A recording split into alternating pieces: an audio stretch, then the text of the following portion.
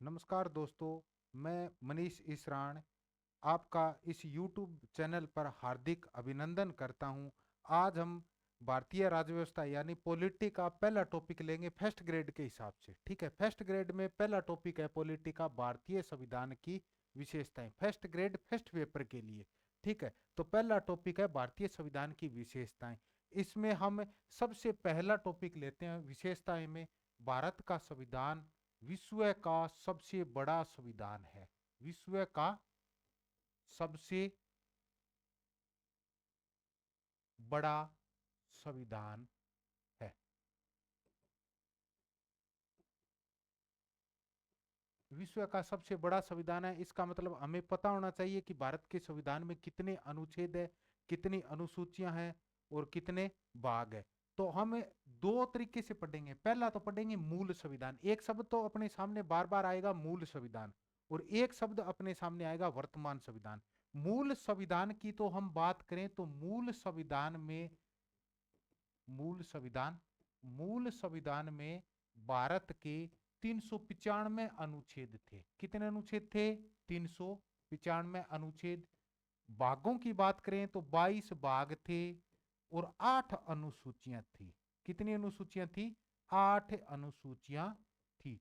अब अगर वर्तमान की बात करें तो वर्तमान में अपने संविधान में, वर्तमान की बात इधर वर्तमान और लिख लेते हैं। वर्तमान की बात करें तो वर्तमान में अनुच्छेद तो है 395। ठीक है, भाग है 22 भाग। ठीक है, और अनुसूचियां है 12 अनुसूचियां। कितनी अनुसूचियां हैं? 12 अनुसूचियां। आपको कंफ्यूज नहीं होना है, कुछ बुकों में ऐसे भी मिलेगा कि यहाँ अनुच्छेद की जगह 470 लिखे हुए मिलेंगे, भाग की जगह 25 मिलेंगे। ठीक है, और अनुसूचियां तो 12 ही मिलेंगी। आपको बिल्कुल ही कंफ्यूज नहीं होना है, क्योंकि भागों की बात करें तो भाग बाद में जोड़े गए हैं। ठीक है, एक तो जोड़ा गया 4 कै। ठीक है, एक 9 कै, 9 ख और 14 कै, ये भाग। और पहले कितने थे? 22। अब आप कहोगे 22 और 4 और जोड़ दिए 26 हो गए सर। तो 26 नहीं है, एक भाग है 7। भाग 7 को वर्तमान में निश्चित कर रखा है। ठीक है, भाग 7 को निश्चित कर दिया गया है। अनुच्छेदों की बात करें तो 470 अनुच्छेद है। आपको कहीं भी 396 नंबर का अनुच्छेद नहीं मिलेगा। आपको कहीं भी 396 नंबर का संख्या की दृष्टि से देखें तो अनुच्छेद नहीं मिलेगा। ठीक है, कहीं भी नहीं मिलेगा 396 ए। जिस प्रकार अनुच्छेदों की बात करें तो वर्तमान में कितने अनुच्छेद है? 395। ठीक है, अगर इनकी संख्या की दृष्टि से देखें तो 470 आपको कुछ बुकों में मिलेंगे। ठीक है, लेकिन ऐसा नहीं है। जिस प्रकार 21 ए हो गया, ठीक है, 51 ए हो गया, ऐसे करके इनको जोड़ेंगे तो कितने हो जाएंगे? 70 हो जाएंगे। ठीक है, गणना के हिसाब से 470 हो जाएंगे। अब अगला टॉपिक, अगला अपना पॉइंट होता है भारत की संविधान की विशेषताओं में। सबसे पहला पॉइंट तो यही था कि भारत का संविधान विश्व का सबसे बड़ा संविधान है। इसमें हमने बात कर ली भी 395, मूल संविधान में 395 अनुच्छेद थे, 22 भाग थे, 8 अनुसूचियां थी। वर्तमान में 395 अनुच्छेद, 22 भाग व 12 अनुसूचियां। इसका मतलब 4 अनुसूचियां बाद में और जोड़ी गई, वो हम आगे चर्चा कर लेंगे भी। अगर भारत के संविधान में कोई चीज जोड़ो, कोई चीज घटाओ, तो अपने को संविधान संशोधन करना पड़ता है। संविधान संशोधन के माध्यम से ही भारत के संविधान में चाहे कुछ जोड़ो चाहे कुछ हटाओ, तो संविधान संशोधन तो 9वीं जोड़ी गई थी, प्रथम संविधान संशोधन 1951 के द्वारा। 10वीं जोड़ी गई थी 52वां संविधान के द्वारा। ठीक है, 11वीं जोड़ी गई 73वां, 12वीं जोड़ी गई 74वां संविधान संशोधन के, वो आगे हम चर्चा कर लेंगे। ठीक है, दूसरा पॉइंट हम आज लेंगे, भारत का संविधान निर्मित संविधान है। भारत का संविधान निर्मित संविधान है। कैसा संविधान है? निर्मित संविधान है। इसका मतलब इसको बनाया गया है, निर्मित संविधान, यानी इसका निर्माण किया गया। अब पहला ही अपने पास पहली बार बात करेंगे हम, तो पहली बार आता है कि निर्मित है तो किसने बनाया है? तो आप कहोगे संविधान सभा ने। किसने बनाया है? संविधान सभा ने भारत के संविधान को बनाया है। अब अपने सामने थोड़ी थोड़ी दो शब्दों पर चर्चा कर लेते हैं। एक शब्द तो आता है अपने सामने संविधान, ठीक है, और एक शब्द आता है अपने सामने संविधान सभा। एक शब्द आता है संविधान सभा। इन दोनों शब्दों में अंतर क्या है? ये संविधान है, ये तो एक पुस्तक, क्या है? पुस्तक, यानी इस पुस्तक में कानून और नियम लिखे गए। और ये एक संविधान सभा है, ये है एक व्यक्तियों का समूह है। क्या है? व्यक्तियों का समूह है। इस व्यक्तियों के समूह ने भारत के संविधान को बनाया। आपके सामने प्रश्न आएगा कि निम्न में से भारत के संविधान का निर्माण किसने किया है? तो आपका सही आंसर होगा संविधान सभा। यानी किसी एक व्यक्ति ने भारत के संविधान को नहीं बनाया, एक व्यक्तियों का समूह था, उसने भारत के संविधान को बनाया। ये दो शब्द थे। इसके बाद दो शब्द, एक शब्द और आएगा आपके सामने, एक शब्द आएगा राजतंत्र। बार बार शब्द आएगा राजतंत्र। आज इन दो संविधान और संविधान सभा पर हमने चर्चा कर ली है। अगला शब्द, एक शब्द आएगा लोकतंत्र। ठीक है। अब आप कहोगे इस राजतंत्र में भी जनता प्रशासन होता था, और आज क्या है? लोकतंत्र, इसमें भी जनता पर शासन होता है। तो इस राजतंत्र में जो लोक शासन होता था वो राजा की मर्जी से होता था, राजा महाराजा की मर्जी से होता था, राजतंत्र में शासन होता था। और इस लोकतंत्र में जो शासन होता है वो कानूनों के माध्यम से होता है। मैं दो शब्द दोबारा लिख रहा हूं आपके सामने, एक शब्द लिख रहा हूं मैं राजतंत्र, और एक शब्द लिख रहा हूं मैं लोकतंत्र। ठीक है। इसमें भी जनता पर क्या होता था? शासन, आप कहोगे तो। और आज अपने देश में क्या है? लोकतंत्र, इसमें भी जनता पर क्या होता है? शासन। लेकिन लोकतंत्र में जो जनता पर शासन होता है वो अपने किन के माध्यम से होता है? तो कानूनों के माध्यम से होता है। और ये कानून अपने को कहां मिलेंगे? तो संविधान में। कहां पर मिलेंगे? संविधान में। और इस राजतंत्र में जनता प्रशासन होता था, वो राजा महाराजा की मर्जी से होता था। तो ये चार शब्दों पर हमने चर्चा की है, एक तो संविधान, एक संविधान सभा, और एक लोकतंत्र, और एक शब्द राजतंत्र। इन चारों शब्दों पर चर्चा करनी जरूरी है। ठीक है। अब हम हमारे दूसरा पॉइंट है भी भारत का संविधान एक निर्मित संविधान है। कैसा संविधान है? निर्मित संविधान है। तो किसने किया निर्माण? संविधान सभा ने किया। किसने किया? संविधान सभा ने किया। तो अब सबसे पहले मान लो 1947 में अपना देश आजाद हुआ। 1947 से पहले अपने देश पर अंग्रेज शासन करते थे, तो अपने संविधान का निर्माण संविधान सभा ने किया। तो अंग्रेजों से हमने कब कब संविधान सभा और संविधान की मांग की थी? तो हम सबसे पहले अगर बात करें तो अंग्रेजों 1947 से पहले अपने प्रशासन करते थे, अंग्रेज करते थे। उस समय न कोई संविधान था। ठीक है। तो सबसे पहले 1895 में, कब की बात है? 1895 में बाल गंगाधर तिलक ने, किसने? गंगाधर तिलक ने संविधान की मांग की थी स्वराज्य विधेयक के तहत। कौन से विधेयक के तहत? स्वराज्य विधेयक के तहत बाल गंगाधर तिलक ने। अब मैं याद कराने के लिए बता दूं, कोई भी नया काम करते हैं तो सबसे पहले क्या निकालते हैं? तिलक। कोई भी नया काम करते हैं तो सबसे पहले तिलक निकालते हैं। यानी सर्वप्रथम संविधान की मांग किसने की थी? बाल गंगाधर तिलक ने। इसके बाद संविधान की मांग की थी 1922 में गांधी जी ने, यानी महात्मा गांधी जी ने। गांधी जी ने भारत के संविधान की मांग की थी 1922 में। और गांधी जी ने कहा कि भारत का संविधान भारतीयों की इच्छा अनुसार बनाया जाएगा। किस प्रकार बनाया जाएगा? इच्छा अनुसार बनाया जाएगा। यानी भारत के संविधान को हम बनाएंगे तो उसमें भारतीयों की इच्छा अनुसार ही। इसके बाद 1928 में मोतीलाल नेहरू ने, उस समय भारत के सचिव हुआ करते थे लॉर्ड बर्किन हेड। 1927 में लॉर्ड बर्किन हेड ने ब्रिटेन की संसद में कहा था कि भारत के लोग संविधान की मांग तो कर रहे हैं लेकिन ये संविधान बनाने में सक्षम नहीं है। ठीक है। तो ये स्टेटमेंट 1927 में दिया था लॉर्ड बर्किन हेड ने। इसके बाद 1928 में, यहां पर हम अपने को याद रखना है मोतीलाल नेहरू। ठीक है, कंफ्यूज नहीं होना है, मोतीलाल नेहरू। बार बार शब्द आएंगे आपके सामने, जवाहरलाल नेहरू, मोतीलाल नेहरू। तो 1928 में सर्वप्रथम मोतीलाल नेहरू ने एक नेहरू रिपोर्ट पेश की थी। कौन सी रिपोर्ट पेश की थी? नेहरू रिपोर्ट पेश की थी 1928 में। इसी नेहरू रिपोर्ट को भारतीय संविधान का ब्लू प्रिंट भी कहा जाता है। क्या कहा जाता है? तो आप कहोगे ब्लू प्रिंट कहा जाता है नेहरू रिपोर्ट को भारतीय संविधान का। अगला भी इसको ब्लूप्रिंट कहा किसने? तो आप कहोगे श्यामा प्रसाद मुखर्जी ने। किसने? श्यामा प्रसाद मुखर्जी ने। अब देखो अपना भारत के संविधान की विशेषताओं में पहला पॉइंट हमने पढ़ा था, भारत का संविधान विश्व का सबसे बड़ा संविधान है। दूसरा पॉइंट हम पढ़ रहे हैं कि भारत का संविधान एक निर्मित संविधान है, यानी भारत के संविधान को बनाया गया है। अब किसने बनाया? संविधान सभा ने। संविधान सभा से ही संबंधित हम बातें कर रहे हैं। भी थोड़ी थोड़ी बातें फर्स्ट ग्रेड के फर्स्ट पेपर में यहां से प्रश्न पूछे जाते हैं, ठीक है। तो किसने बनाया? तो संविधान सभा ने। संविधान की सर्वप्रथम मांग की थी 1895 में बाल गंगाधर तिलक ने। इसके बाद मांग की थी 1922 में महात्मा गांधी ने। इसके बाद मोतीलाल नेहरू ने नेहरू रिपोर्ट पेश की, ठीक है।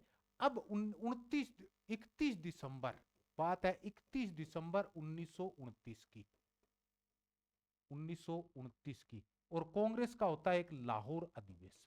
कैसा अधिवेशन? लाहौर अधिवेशन। इस लाहौर अधिवेशन में पूर्ण स्वराज्य की मांग की गई थी। जो 1928 में जवाहरलाल नेहरू ने नेहरू रिपोर्ट पेश की थी, उसमें डोमिनेट स्टेट की मांग की गई थी, ठीक है। कैसी मांग की गई थी? Dominate state. डोमिनेट का मतलब है आंतरिक जितने भी भारत के अंदर के फैसले हैं वो तो हम लेंगे, और बाह्य फैसले कौन लेंगे? अंग्रेज लेंगे, ठीक है।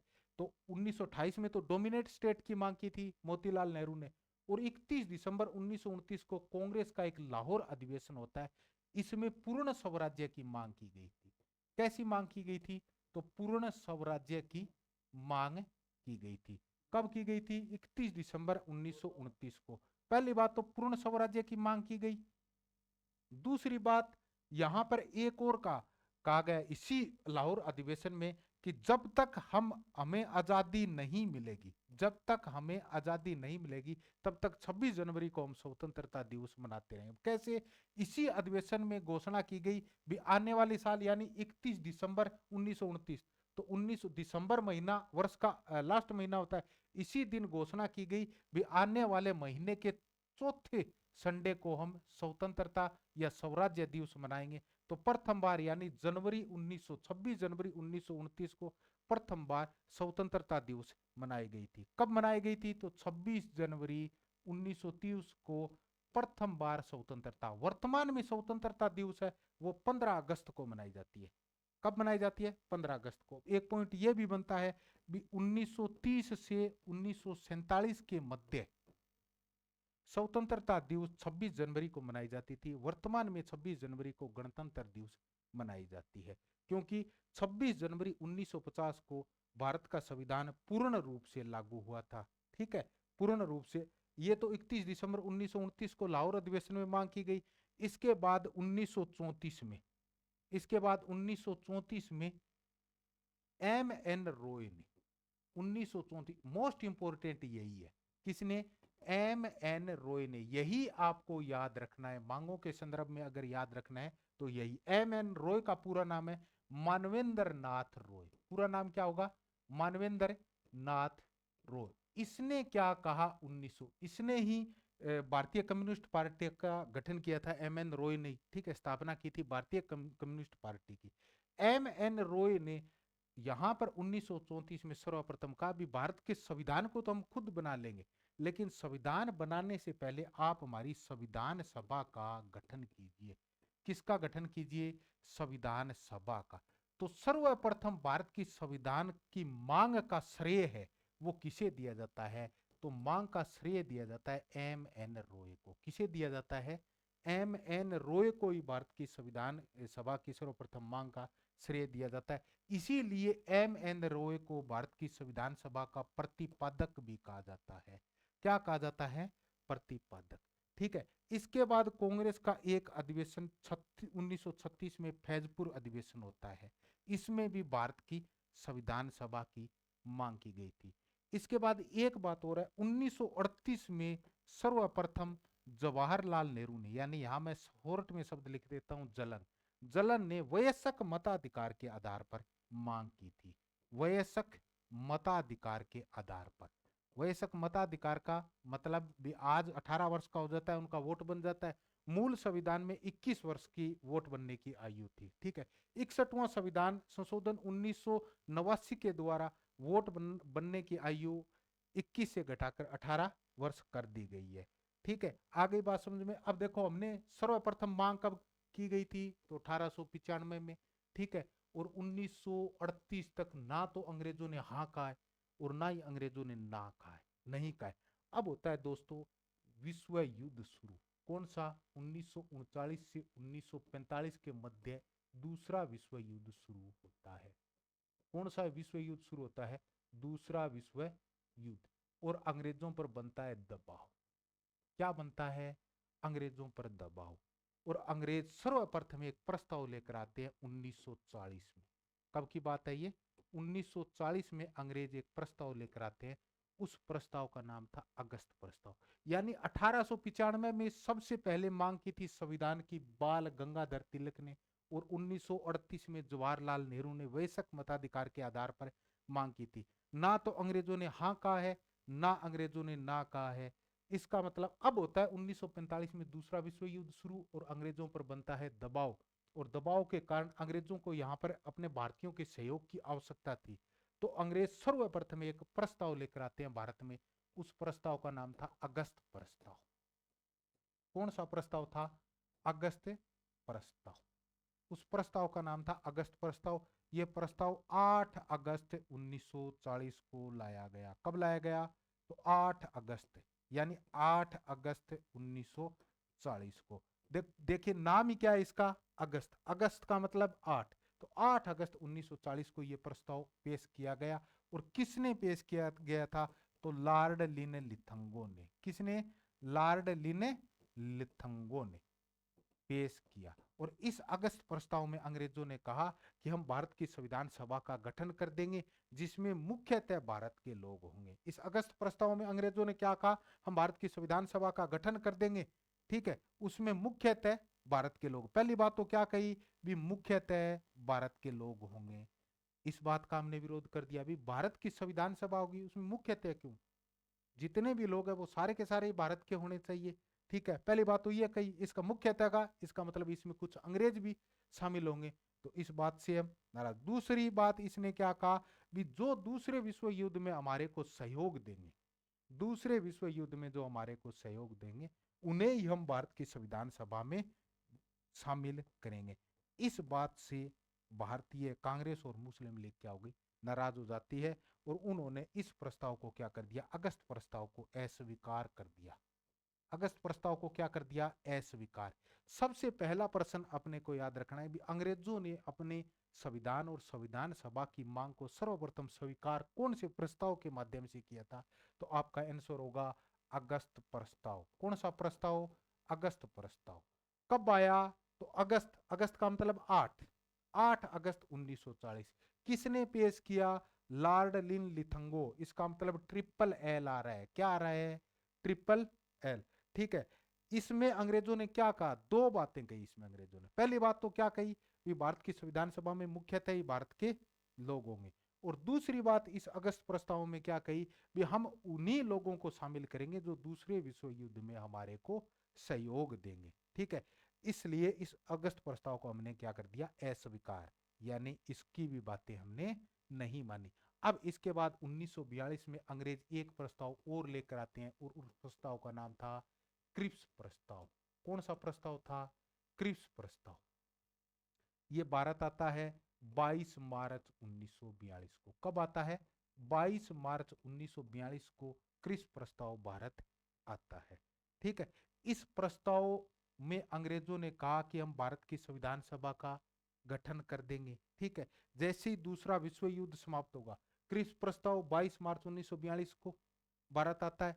इसका अध्यक्ष कौन था? क्रिप्स, ठीक है। क्रिप्स प्रस्ताव उनके नाम पर ही है, क्रिप्स प्रस्ताव।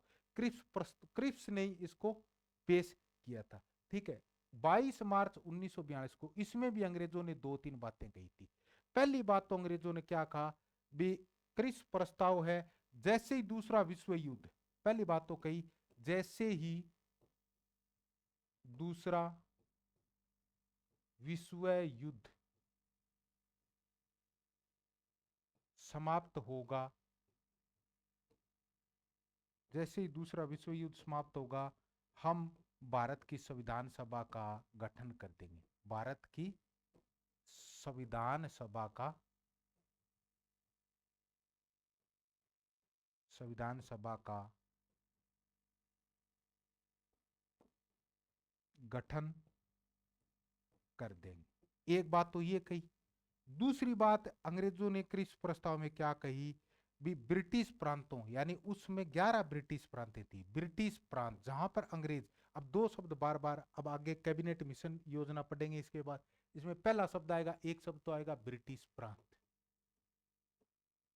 ठीक है, और एक शब्द आएगा आपने सामने देसी रियासत। क्या शब्द आएगा? देसी रियासत। इन दोनों में अंतर क्या है?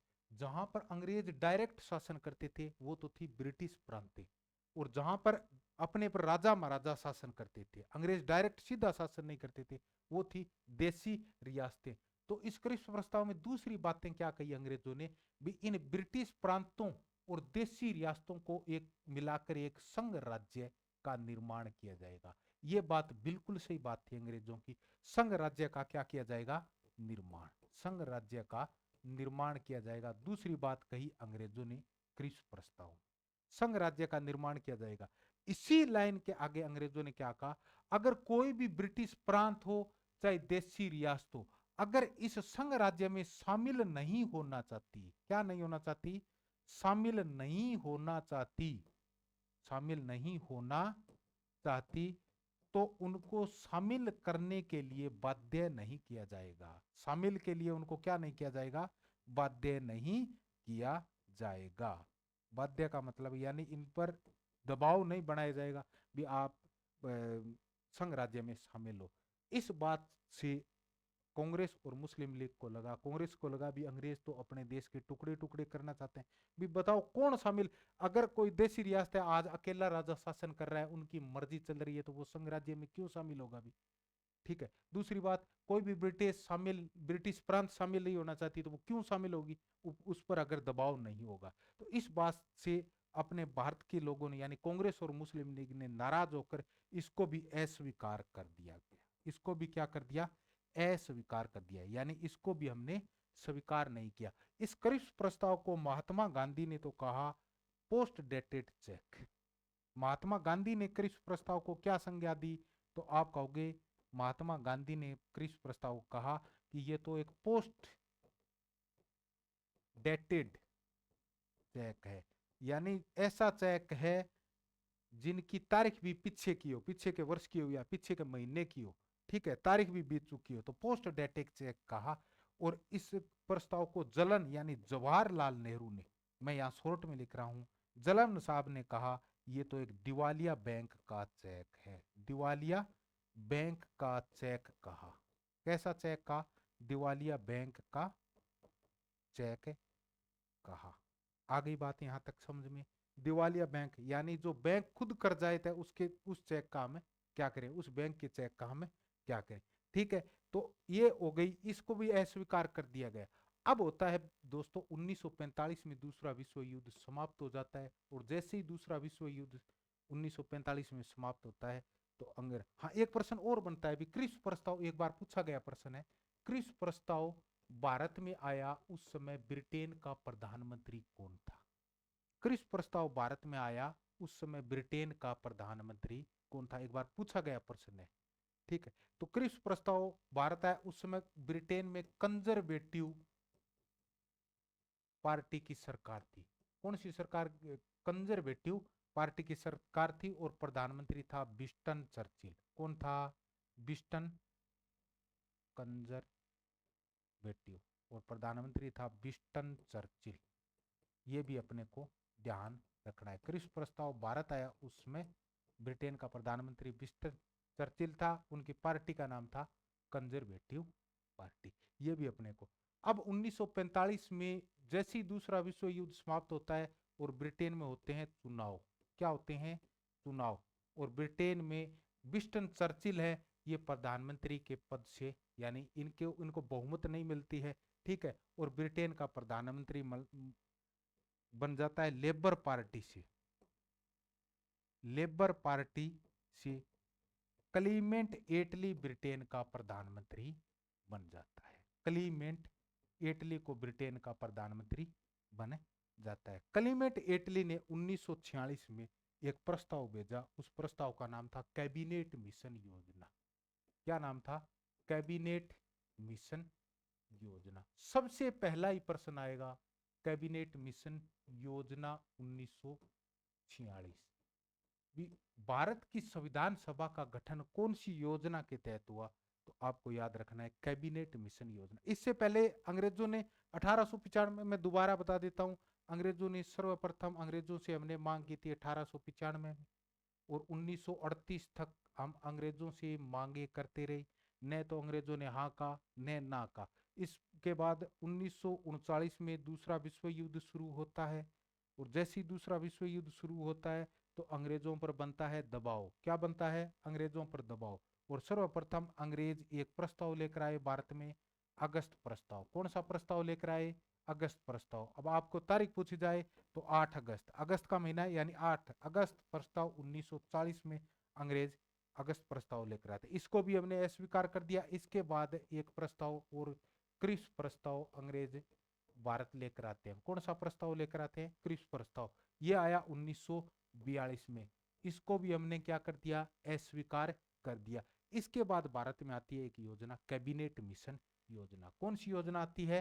कैबिनेट मिशन योजना। इसी योजना के तहत भारत की संविधान सभा का गठन होता है। तो आपसे सीधा प्रश्न पूछा जाए कि भारत की संविधान सभा का गठन कौन सी योजना के तहत हुआ, तो आप कहोगे कैबिनेट मिशन योजना के तहत। कौन सी योजना के तहत हुआ? Cabinet mission. अब पहला प्रश्न आएगा, ये भारत कब आई कैबिनेट मिशन? 24 मार्च 1946 को।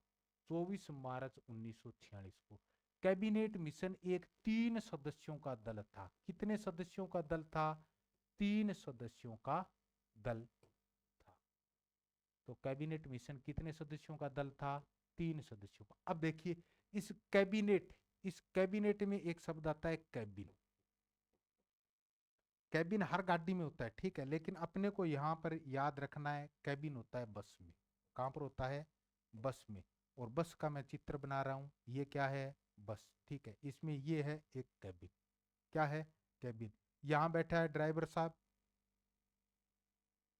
ये है बस, ये है बस का कैबिन। यहाँ बैठा है ड्राइवर साहब, ठीक है।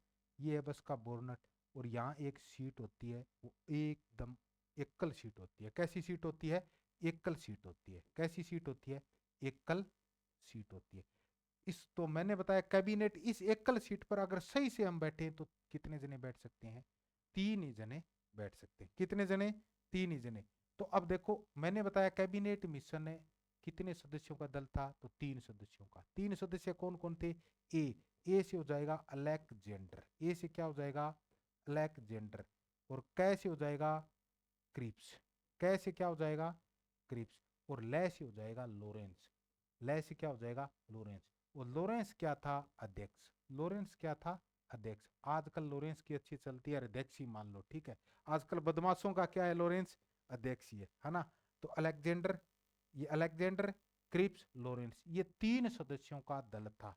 आपको याद रखना है भारत की संविधान सभा का गठन कौन सी योजना के तहत हुआ? कैबिनेट मिशन योजना के तहत। कब आई? 24 मार्च 1946 को। कितने सदस्यों का दल था? 3 सदस्यों का दल। 3 सदस्य कौन कौन थे? तो आप सीधा याद रखना है आपको एकल। क्या याद रखना है? एकल, क्योंकि बस में एक कैबिन होता है और कैबिन में एक एकल सीट होती है, ठीक है। तो ये 3 सदस्य कौन कौन थे? तो आप रखोगे ए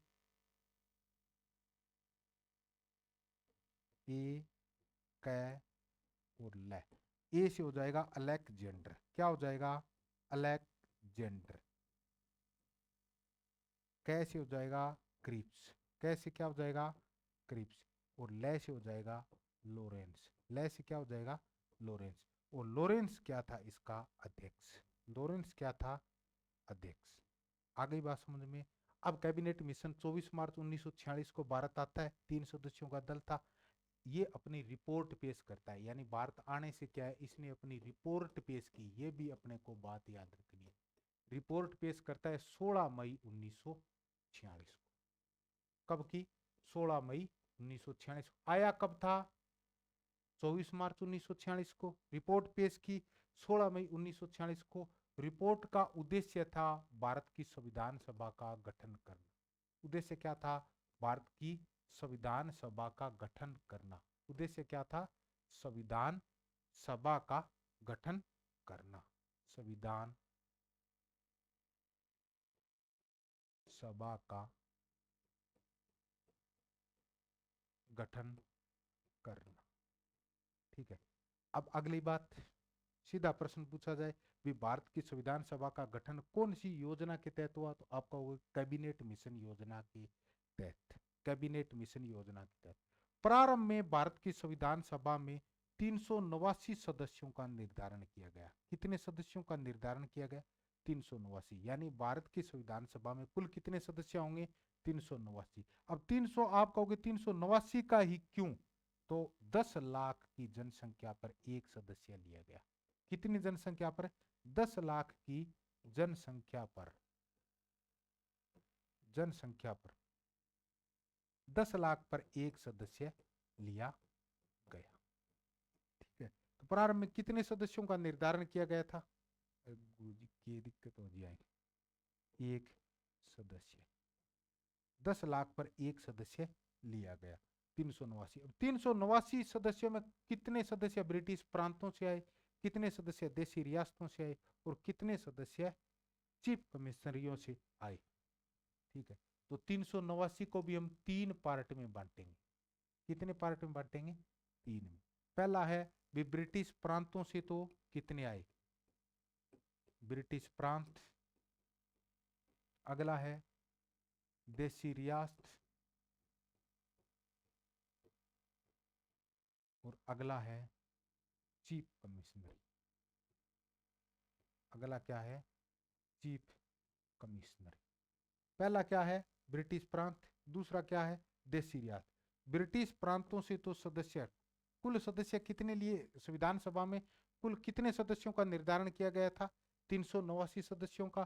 पहला तो था ब्रिटिश प्रांतों से 292 सदस्य आए। ब्रिटिश प्रांतों से कितने आए, तो आप कहोगे 292 सदस्य ब्रिटिश प्रांतों से आए। देशी रियासतों से आप कहोगे 93 सदस्य, और चीफ कमिश्नरियों से तो आप कहोगे 4 सदस्य। कितने सदस्य आए थे? 4 सदस्य। 292, 93, 4, टोटल कितने हो गए? 389। ये 292 सदस्य थे, इनका तो हुआ था निर्वाचन। तो निर्वाचित, अब सीधा प्रश्न पूछा जाएगा कि भारत की संविधान सभा में कुल कितने सदस्य निर्वाचित थे, तो 292 प्लस और 4, यानी निर्वाचित तो कितने थे? सीधा प्रश्न पूछा जाए तो आप कहोगे निर्वाचित थे 292 और 4 296। मनोनीत बात करें तो 93 सदस्य। कितने सदस्य थे? 93। यानी राजा महाराजाओं ने उस समय इस 93 सदस्यों को मनोनयन करके भेजा था। और ये उस समय 4 चीफ कमिश्नरियां थी। ये 4 कौन कौन सी थी? ए, बी, सी और डी। ए से अजमेर मेरवाड़ा, बी से बलूचिस्तान जो पाकिस्तान में, सी से कुर्ग कर्नाटक, और डी से दिल्ली। तो ए से क्या हो जाएगा? अजमेर मेरवाड़ा। अजमेर मेरवाड़ा ज्वाइंट में अपने को नाम याद रखना है। ठीक है, बी से हो जाएगा बलूचिस्तान पाकिस्तान।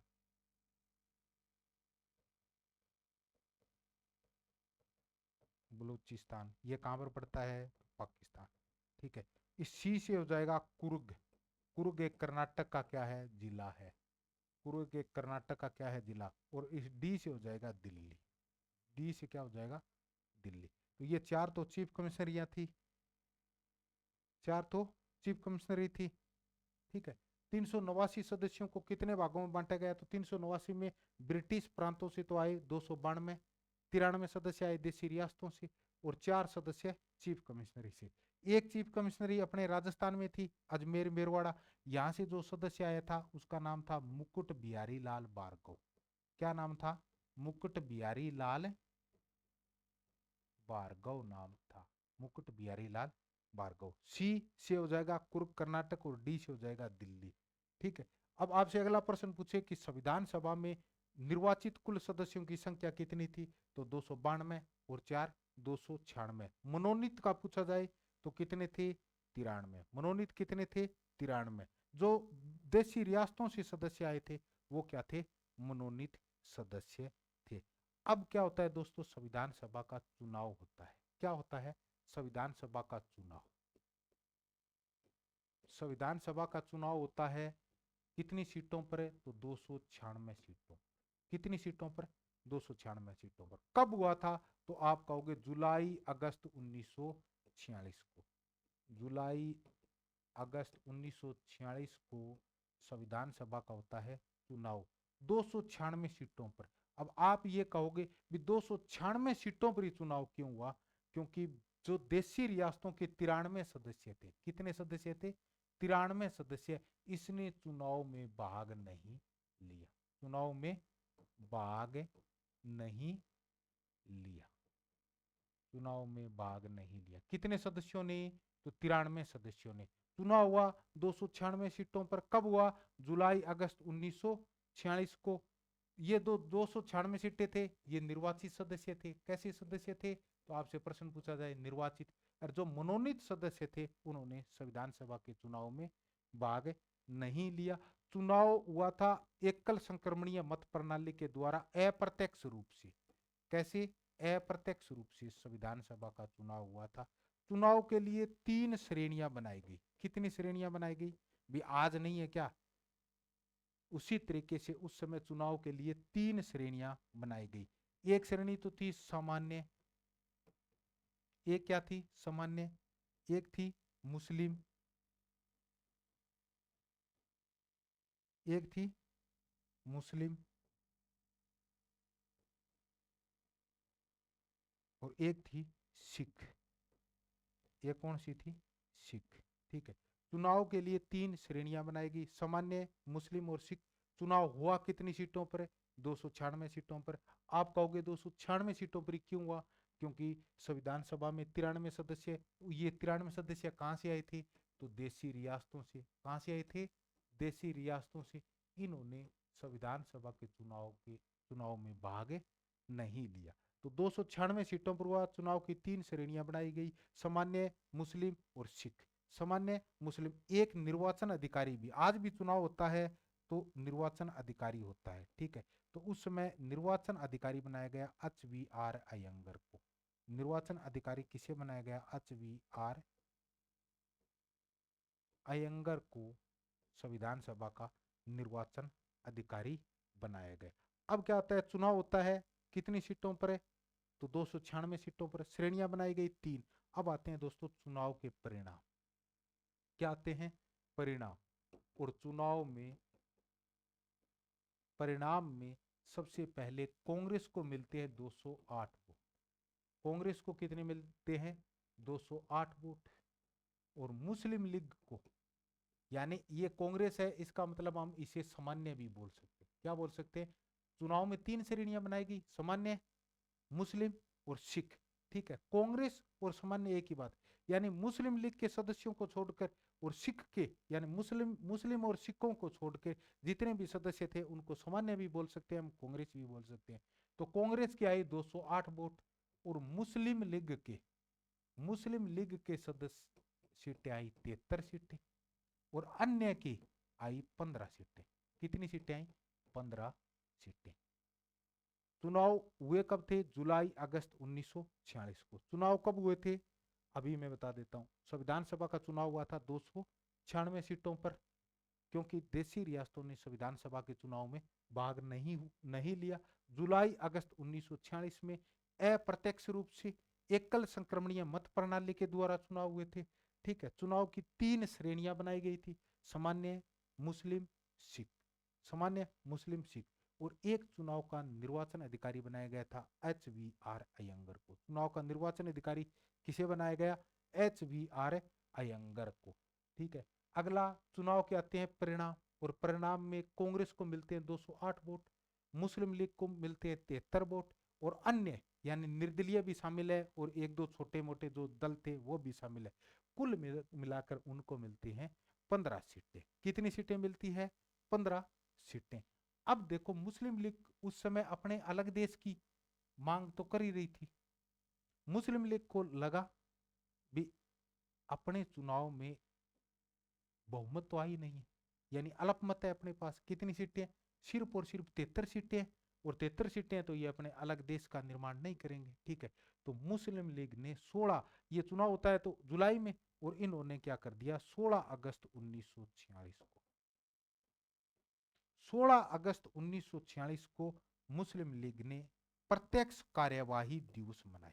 कौन सी दिवस मनाई? प्रत्यक्ष कार्यवाही दिवस मनाई। बिल्कुल शॉर्ट शॉर्ट में पढ़ना है। प्रत्यक्ष कार्यवाही दिवस कब मनाई? 16 अगस्त 1946 को। मुस्लिम लीग ने प्रत्यक्ष कार्यवाही दिवस क्यों मनाई? क्योंकि संविधान सभा के चुनाव में मुस्लिम लीग को लगा ये अपने पास वोट तो कम आए, कम वोट आए, तो ये अपने देश का, अपने लिए, अपने देश का अलग निर्माण नहीं करेंगे, तो इन्होंने प्रत्यक्ष कार्यवाही दिवस यानी उस समय उस दिन सांप्रदायिक दंगे करवाए देश के। कौन से दंगे करवाई? तो आप कहोगे सांप्रदायिक दंगे करवाए, सांप्रदायिक दंगे करवाए मुस्लिम लीग ने। हमने आज कुल कितनी अभी तक, सबसे पहले हमने पढ़ा था 1895 से 1938 तक। अब देखो दोबारा थोड़ा सा रिवीजन करवा देता हूँ, 2-4 मिनट लगेगी आपको। सबसे पहले बैक करना है सर, हाँ। अब देखो,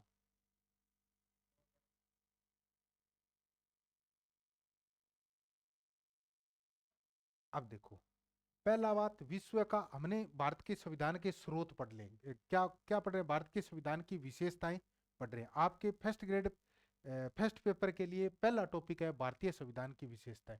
इसमें पहला पॉइंट हमने लिया था विश्व का सबसे बड़ा संविधान। भारत कैसा संविधान है? तो आप कहोगे विश्व का सबसे बड़ा संविधान है। कैसा संविधान है? तो विश्व का सबसे बड़ा संविधान है। सबसे बड़ा संविधान कैसे?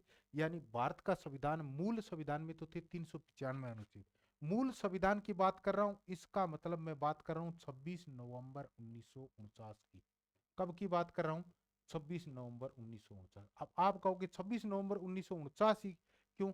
क्योंकि संविधान सभा ने 26 नवंबर 1949 को भारत के संविधान को बनाकर तैयार कर दिया था। भारत के संविधान का निर्माण किसने किया है? संविधान सभा ने। ठीक है, तो संविधान सभा ने 26 नवंबर 1949 को भारत के संविधान को बनाकर तैयार कर दिया था। मूल संविधान में थे 395 अनुच्छेद। कितने अनुच्छेद थे? 395 अनुच्छेद, 22 भाग और 8 अनुसूचियां थी।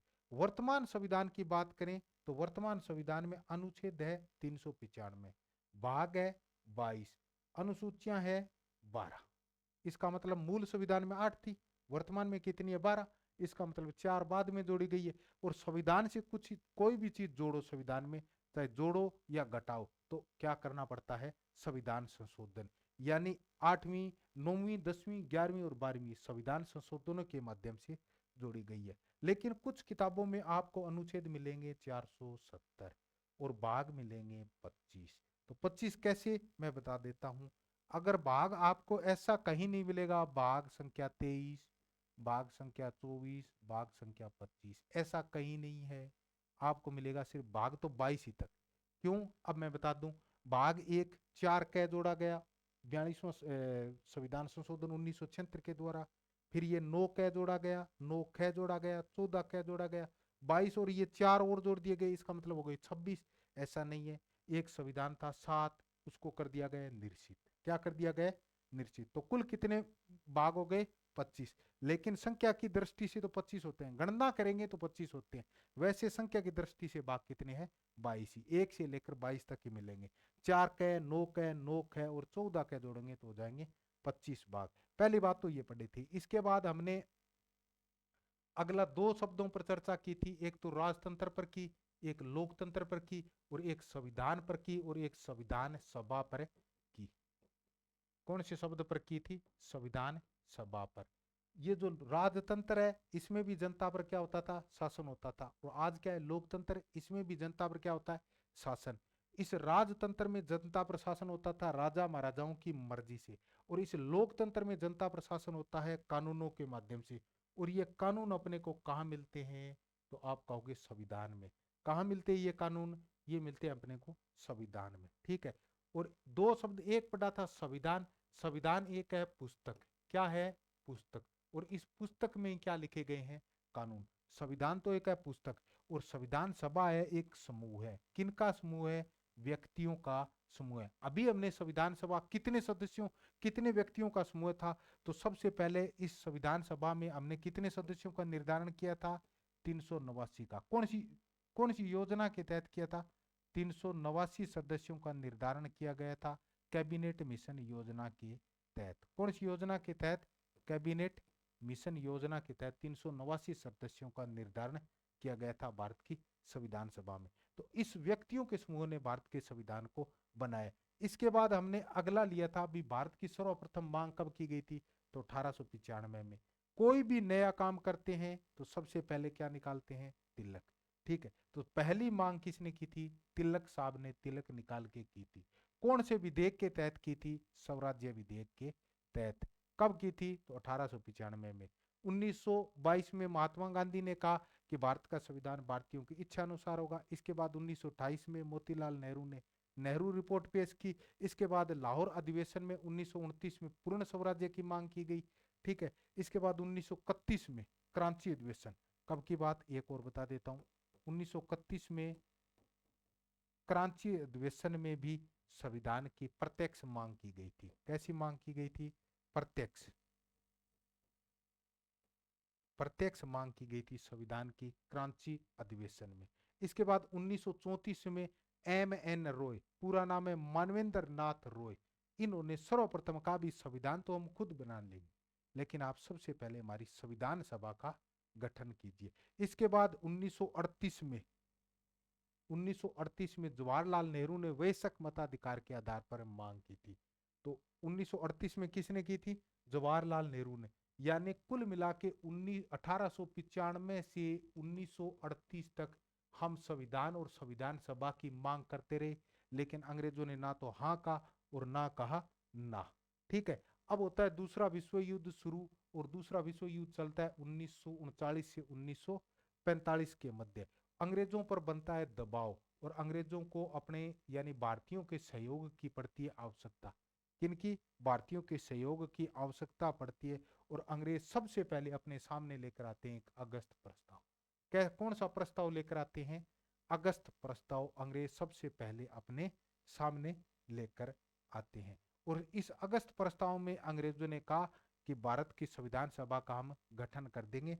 उसमें मुख्यतः कौन होंगे? भारत के लोग। और दूसरी बात क्या कही भी? इसमें मुख्यतः भारत के लोग होंगे। और दूसरी बात, जो युद्ध में अपने को सहयोग देंगे, यानी दूसरे विश्व युद्ध में, इसने क्या कहा? दूसरे विश्व युद्ध में जो हमारे को सहयोग देंगे उन्हीं को भारत की संविधान सभा में क्या किया जाएगा? शामिल किया जाएगा। इस प्रस्ताव को भी हमने क्या कर दिया? अस्वीकार।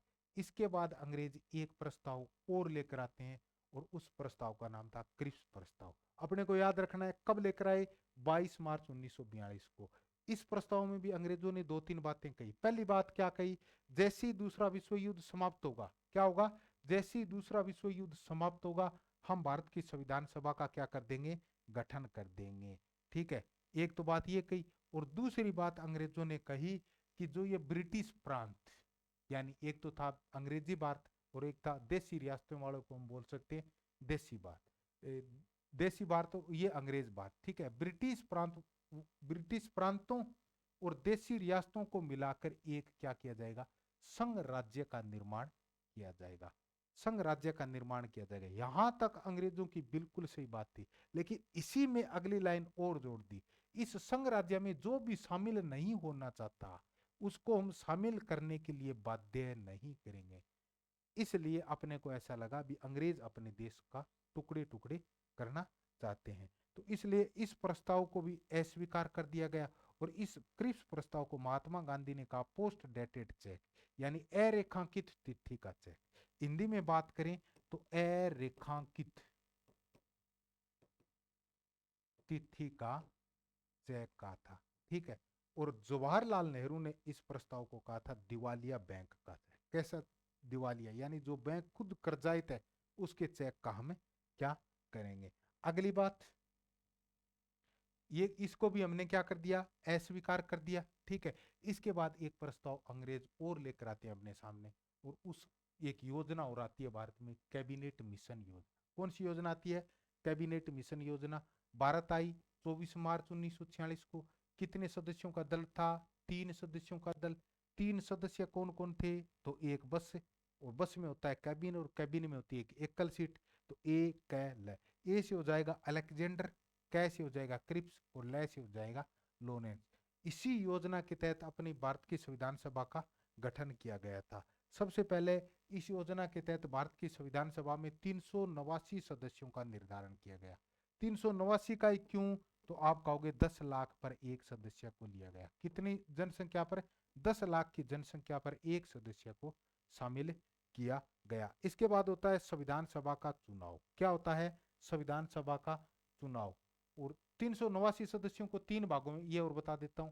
पहले ब्रिटिश प्रांतों से तो आए 292 सदस्य, देशी रियासतों से आए 93 और चीफ कमिश्नरियों से आए 4 सदस्य। कितने सदस्य आए थे, 4 सदस्य। अब एक दो बातें और भी करेंगे यहाँ, ठीक है। 292 ब्रिटिश प्रांतों से, देशी रियासतों से 93, चीफ कमिश्नरियों से 4।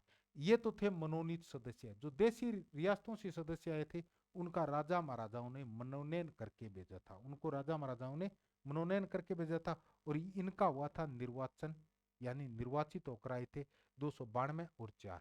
तो आपसे सीधा प्रश्न पूछा जाए कि भारत की संविधान सभा में निर्वाचित सदस्यों की कितनी संख्या थी, तो आप कहोगे 292 प्लस 296। और आपसे अगला प्रश्न पूछा जाए कि भारत की संविधान सभा में मनोनीत सदस्यों की संख्या कितनी थी, तो आप कहोगे 93। कितनी थी, 93। और ये 4 चीफ कमीशन यह थी, ए बी सी डी। ए से अजमेर मेरवाड़ा, बी से बलूचिस्तान पाकिस्तान में पड़ती है, ठीक है, सी से कुर्ग और डी से दिल्ली। ये 4 सी अपने को याद रखना है। अजमेर मेरवाड़ा से जो संविधान सभा में सदस्य आए थे उसका नाम था मुकुट बिहारी लाल भार्गव, ठीक है। एक ही नाम हम याद रख लें क्योंकि ये अपने राजस्थान से संबंधित है। तो मुकुट बिहारी लाल भार्गव अजमेर मेरवाड़ा से भारत की संविधान सभा में आए थे, ठीक है। अब चुनाव हुआ 296। संविधान सभा का अगला हम पढ़ेंगे तो क्या होता है, चुनाव। अब एक प्रश्न इससे पहले और याद कर लेंगे भी, भारत की संविधान सभा में सर्वप्रथम 389 सदस्यों का निर्धारण किया गया था। तो 389 सदस्यों में 15 तो थी महिलाएं। अब आपसे प्रश्न पूछा जाए कि कितनी महिलाएं थी, तो आप कहोगे 15। राजस्थान से कितने सदस्य थे, राजस्थान से कितने सदस्य थे, 15। महिलाएं कितनी थी, 15। महिलाएं कितनी थी, 15। अगला प्रश्न और पूछा जा सकता है, एससी के कितने सदस्य थे, 26।